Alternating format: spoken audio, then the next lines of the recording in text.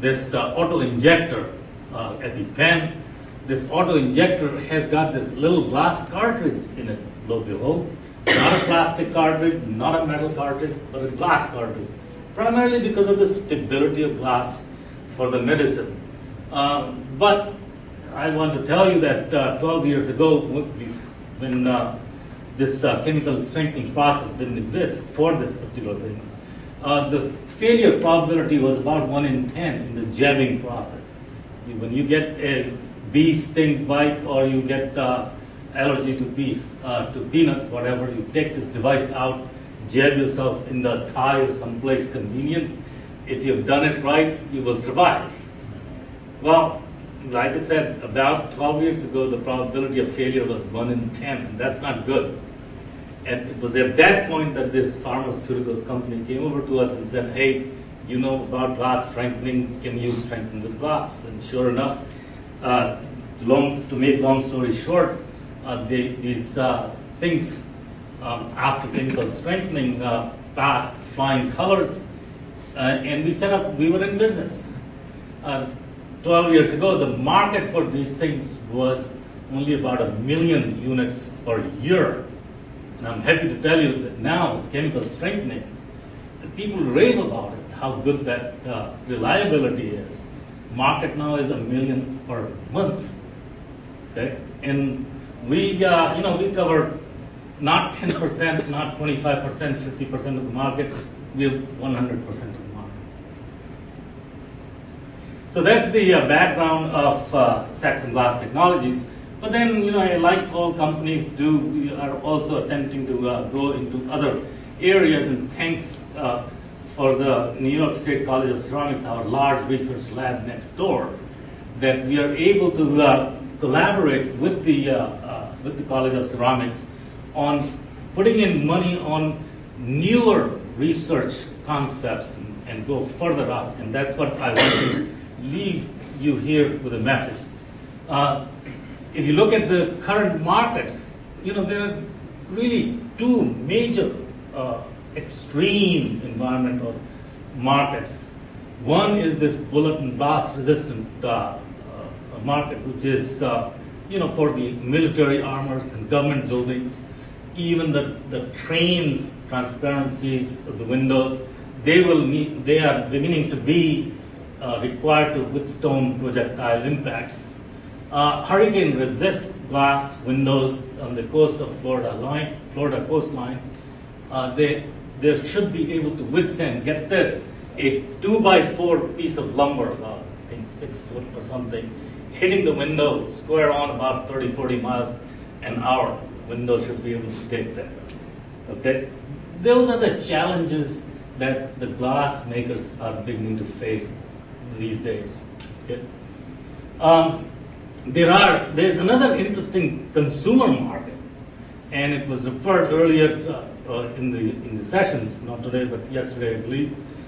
There's Corning's Gorilla, in the plenary talk by Joe Miller, Corning R&D vice president or CTO, whatever his title is.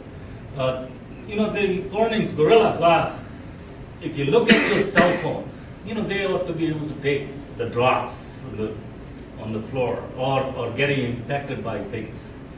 Cell phone window is only about 0.7 millimeters thick.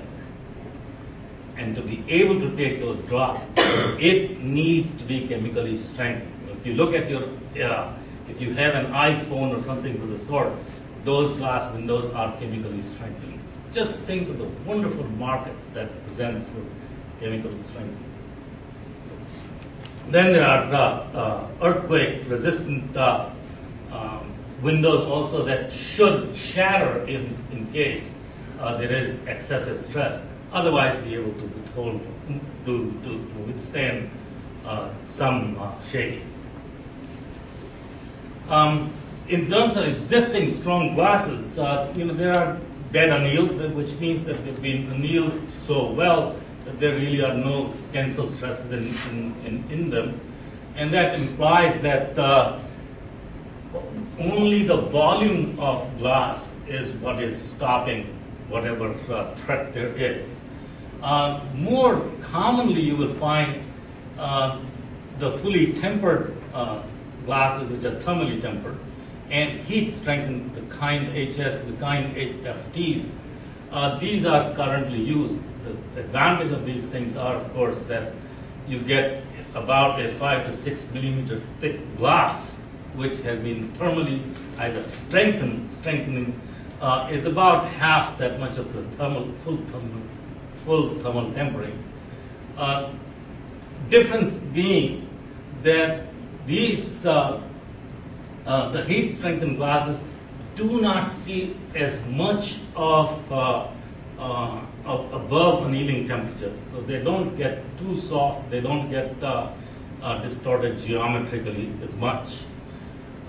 However, as you will also see in the next slide, I will show you that there are inadequacies, serious inadequacies with the thermal tempering process.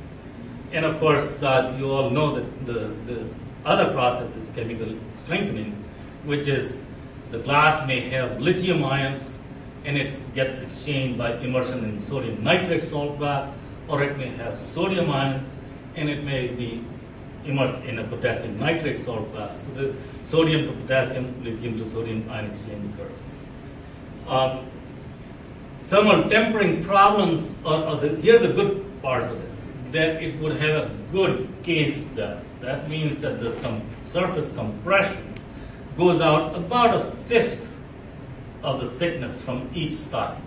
For a 5 millimeters thick window, that means a millimeter of surface compression on either side, and that's pretty good, casing. It is what you would call very forgiving to any handling flaws. It is relatively fast and inexpensive to produce. You just have to have a tempering line. You heat the glass rapidly up to, in the upper ranges of glass transition range. And then, of course, bring the air jets around, cool it suddenly, you get thermal tempering. Problem, of course, is that you cannot produce any more than about 20 KSI, 20,000 PSI. In fact, the specification is about only 14,500 PSI surface compression. And that is not a lot of surface compression to be able to withstand higher levels of threat. Another important part is that anything less than 2 to 3 millimeter thickness of the glass window cannot be meaningfully thermally tempered. Okay? That's just because of the heat flow requirements. So when you think of making a lightweight glass window, you're out of luck with thermal tempering glasses. And I did point out to you that there will be optical distortion due to glass flow from full thermal tempering because you raise it to above glass transition temperatures. There is another issue, which is because of the high internal tension, you can get dicing. Now, in some cases, the dicing is needed. For instance, in bathroom sliding windows, the glass should dice. That way you get these harmless chunks and they don't cause any injury to the person who doesn't have much on at that time. I just want you to know that these windows in some of these Florida buildings, high-rise buildings, they're 17 feet wide by 9 feet high by 2 inches thick. Each of these windows are like 2,400 pounds. That's more than a ton of glass, and that's just one window. Just think about how much weight there is structurally on the glass window, on the building itself. You think about that, you wonder, can we make these things much lighter than what they are? And I think that chemical strengthening gives that possibility. Existing chemical strengthening technology, you'll notice you can get costs. Well, let me just point out that 8 hours to 2 days treatment time is needed. The costs are about so much. But if you wanted to get a security laminated glass for a high security application, you could get up to 100 hours in 15 days, even 15 days of time. And cost, therefore, would be in excess of $50 per square foot. We're not talking about an inexpensive process such as thermal tempering. Just to give you a quick view of what ion exchange is about. This is the before ion exchange. This is after ion exchange. Here's your glass. Has got these sodium ions. It is immersed in a salt, which is potassium nitrate salt bath generally. These potassium ions are slightly larger than these host sodium ions. An ion exchange occurs, the sodium goes out into the salt bath. Their places are then occupied by these larger potassium ions. You get stuffing, and that leads to the compression, surface compression. It is a diffusion process, as you will note. That compression leads to the glass strengthening speed. And because it is a diffusion process, you will get maximum surface concentration of the invading ion, maximum concentration of the invading ion right at the surface. And then it basically decays away generally in this mathematical function called error function. Okay? I think that most of you are familiar with that. Some pros and cons: you get extremely high surface compression. You can, and today I'm going to show that the magnitudes of surface compression that you can develop do get up to as much as 1 gigapascal. Okay? Not just few. 1 gigapascal is about 145,000 psi. That's about 10 times more than what thermal tempering would be able to do. There is no geometric distortion simply because the glass is being chemically strengthened at temperatures well below the glass transition temperature. Okay? So there is no measurable geometric distortion. There is small internal tension simply because this is the nature of that error function profile and the diffusion process, which you can only penetrate a few microns at best. In a soda lime silicate glass, best you can do is about 25 microns of penetration. And that means that for a 5 millimeter window, the internal tension would be extremely small. Okay, so here's the cons. Major con is cost. Okay? Even after several hours of immersion process, which is quite expensive in electrically heated salt baths, you get therefore low case depth. I said about 25 microns in a soda lime silicate glass, which generally is okay for certain uses, regular uses, but not okay for extreme environments. And then disposal costs of the hazardous waste. The potassium nitrate needs to be disposed every now and then. And guess what? Potassium nitrate is listed as a strong oxidizer.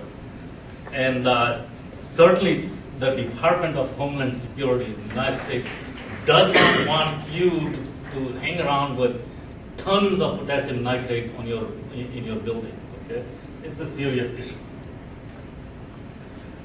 Just to tell you about stress generation, you get diffusion from, in this case, from plus minus x direction. And you get a fair amount of surface compression like this, a little bit of tension, and then again surface compression here. And the same way in the sigma YY profile.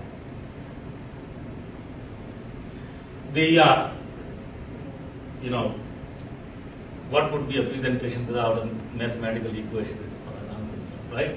No. All of this is actually fairly old.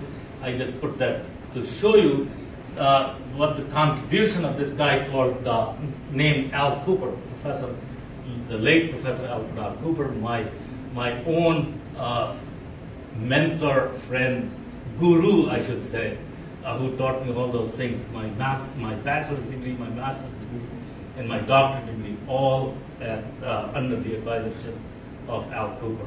Okay. So now this is just by the analogy, he invoked that hey, you can use the thermal stress generation principles, translate them to chemical stress strengthening. All you needed to do was to change the temperature, replace T, temperature, by concentration, C, and the linear thermal expansion coefficient, alpha, as you have, by what he named the linear network dilatation coefficient. So that's the expansion the glass would have if one pair of ions exchange. Simply because potassium is a little larger ion, sodium is a little smaller, they will give you a network dilatation. And so now, in his honor, I'd like to call this B the Cooper coefficient. And indeed, you see that the stress profile sort of follows pretty much the concentration profile of the invading ion. The kinetics of alkali ion exchange. A lot of people say, oh, well, it follows the simple error function, simple constant diffusion coefficient. That's not really right. That's not correct. The diffusion coefficient, which describes that penetration profile, is got to be named, is in fact interdiffusion coefficient. And the simplest form of interdiffusion coefficient is given by this D1 D2 divided by D1 N1 plus D2 N2, where these D's are now the self-diffusion coefficients. You look at the glass in the diffusion zone, it looks like this. This is the surface here, and this is the interior. So I plotted it against the ratio of the total ionic ratio of the concentration of the invading ion divided by the total ions. It's an ion-to-ion exchange. So this is 1.0 at the surface and 0 in the interior. So in between, the glass looks like a stack of mixed alkali layers. Okay, and therefore you should think about the diffusion coefficient to be the diffusion in those mixed alkali layers. Okay, that's what this is. So you calculate this out by the calculation would show, although the self-diffusion coefficients are like this, this is the D1, D2, and this is the D1. These are the self-diffusion coefficients. That inner diffusion coefficients, D bar here, I couldn't get the bar over there, is like this if you calculate it out. So it is the lower, between these and this, okay? Basically following the lower envelope. Okay? Much smaller diffusion coefficients than we would otherwise anticipate. Well, here's another commercial. You don't have to remember any of that. It is all described fairly well in this good book, Fundamentals of Inorganic Glasses, by yours truly. If you don't have a copy, you should get at least 2 copies. One for your desk in the office and one for your home. So what are the early lessons? I see that the time is flying, so let me go fast. That soda lime silicate glasses are poor candidates relative to the aluminosilicates. And notice that if you hold on and try to exchange it fast, more and more in soda lime silicate glasses, you get surface relaxation. This is relaxation at the surface. Maximum is now inside. Although the concentration profile looks this way. Okay. Concentration profile has not changed. It's just that the surface has relaxed. You didn't do anything by putting the more and more ions into the glass. And that's what this shows here. In terms of early lessons then, yes, the alumina content glasses do strengthen better and better. This is in lithium, this is in sodium glasses, and this is in lithium aluminosilicate glasses. Let me just skip this on high strength glasses. I think the idea here is only to show that people are only able to get about 600 to 700 megapascals at the most and no more than about some 50 microns to 250 microns, and that's about it. Perhaps this is the interesting prior art, I would say, which is that that this is a PPG invention several years ago, where they used a mixed alkali nitrate salt bath, and that forms the basis of our work.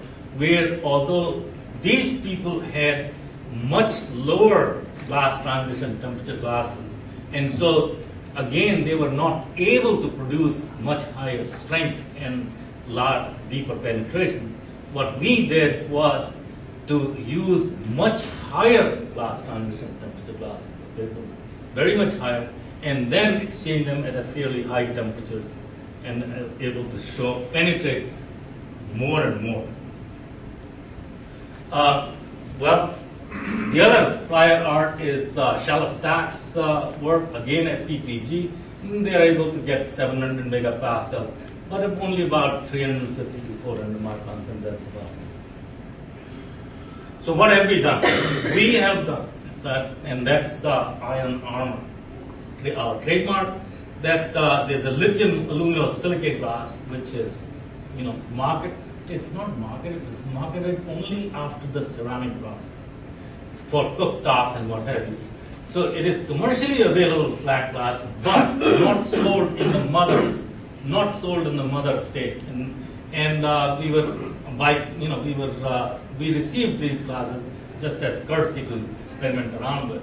And yeah, we use the mixed salt baths, generally the 220 to 80% more potassium nitrate, but again, key dominating content was potassium nitrate and not sodium nitrate for the lithium aluminosilicate glasses. Okay, 4 hours to 1 day treatments, and we have measured MORs by ball on ring. So let me just give you some results here. This is the unbroken stress measured. So the 1/1 minus nu factor is in here.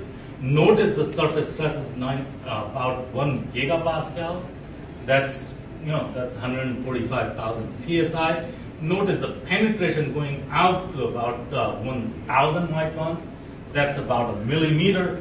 And sure enough, yeah, you look at it looks like a fairly sharp drop. Yes, it is. That's the potassium penetration of potassium to sodium exchange.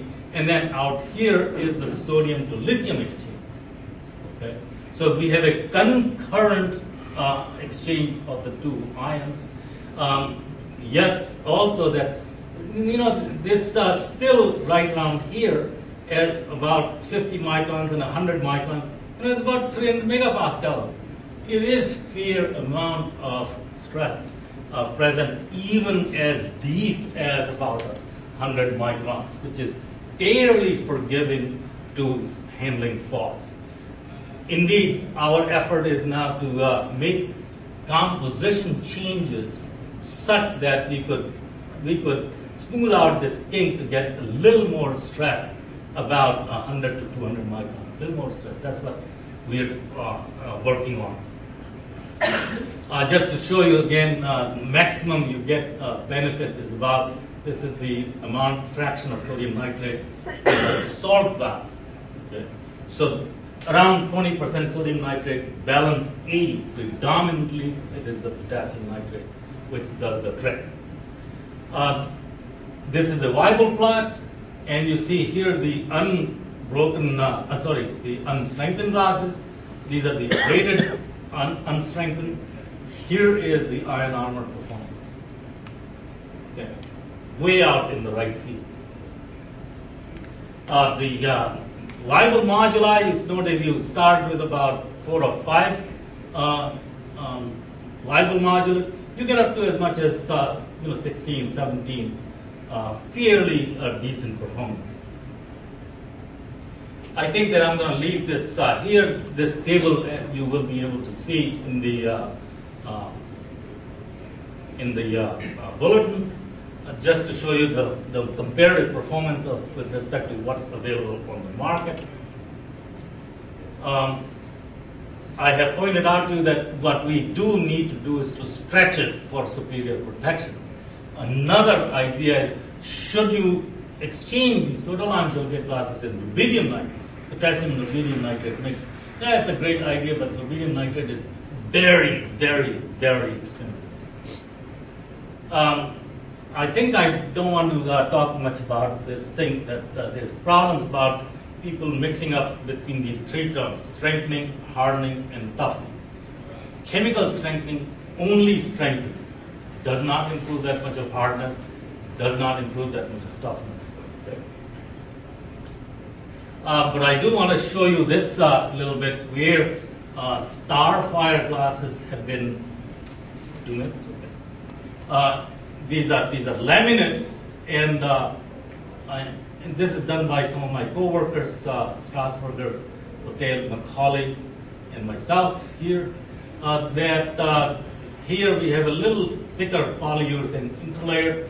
The damage you see at the back end is much lesser when you use the laminates. Okay, this damage is coming from the tensile wave that gets reflected.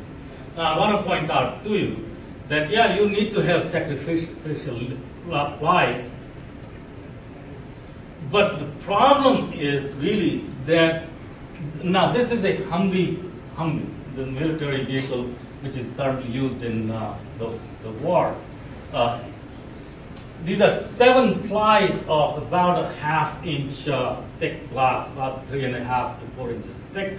When a projectile hits, it creates 2 centimeter crater. How, and if you didn't know, the stresses at the base of that projectile hit are as much as 2 to 10 gigapascal. So no amount of strengthening that we can do, which is 1 gigapascal, or a case depth of 1 millimeter, it is inadequate, totally inadequate relative to the threats that are presented by the projectiles that hit. What you can do, however, is that you can reduce somehow some of this damage that is seen around the craters. And I think that this is where Army's tests have now found our glass quite interesting. I'm not at liberty at this point to give out the exact results. Let me quickly point out that the one other thing which we need to do is to address the edge strengths, which I have not done anything about. However, I hope to present another paper at MSNT in Pittsburgh, and I hope you will all come to MSNT. So let me just summarize quickly that the lithium aluminosilicate glasses in the mixed salt baths, they can in fact exchange fairly deeply, as much as 1 gigapascal surface compression. In less than 1 day's exchange, you can get 1 millimeter depths. Okay.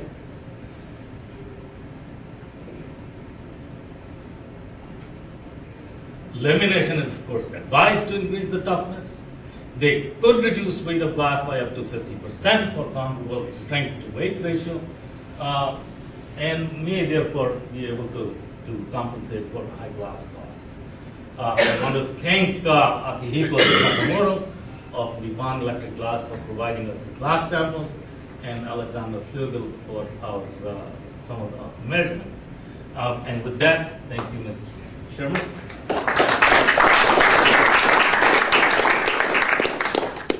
Any question? Yes. Yeah, very nice. I was wondering if you could dwell a little bit more, why the concurrent ion exchange is better than the single ion exchange? Yeah. It's interesting, but I couldn't understand why. Well, if you look at the ionic size differences, the lithium to sodium ion size is different. The delta V by V, okay, the change in partial molar volume with respect to the volume itself is not a lot between the lithium and sodium comparable composition glasses. and hence the amount of stress that would develop in a lithium glass by immersing in sodium salt is not a lot on the surface compression. On the other hand, sodium to potassium is significant delta V. Okay? So potassium exchange always gives you much higher surface stress. Okay?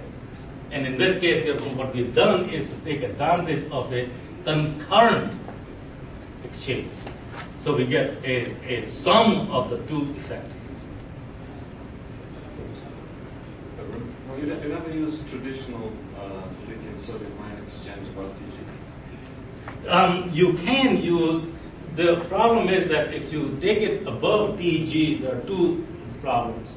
One is that the stresses would relax away.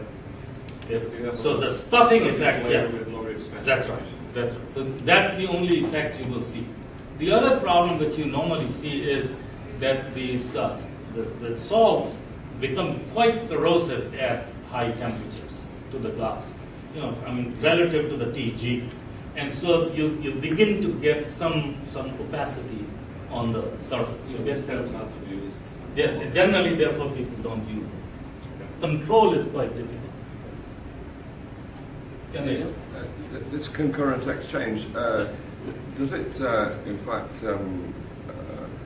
reduce this kink in the compression of the surface, which is not what you want? You want to smooth. Yes, you want to smooth. Does it help to do that?